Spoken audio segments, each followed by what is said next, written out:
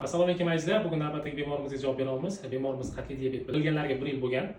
Hop, bemorimizni ko'p joydan qaytarishgan, ya'ni qat'iy diabet uchun operatsiya qilmaymiz deyishgan. Bunga sabab aynan ularning vazirlari bemorimizga murojaat qilib keldilar. Bemorimizdagi asosiy shikoyat bu og'iz qurishi, ko'p chayqash, ko'p peshobga chiqish, qorindagi diskomfort.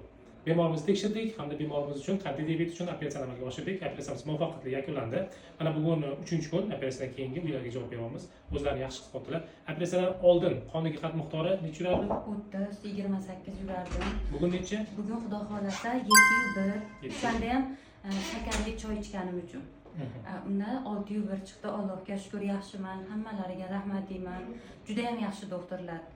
Menda shunaqa qiyinchiliklar bo'ldi, peshobga chiqib vazn tashladim. 86 kilo edim, 76 bo'ldim, 76 dan 68 bo'ldim.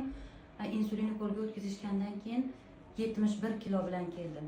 Hozir juda holatim yaxshi, hamma yo'g'im yaxshi, shikoyatim yo'q, hammalari juda yaxshi xodimlar. Kelishlarini tavsiya qilaman.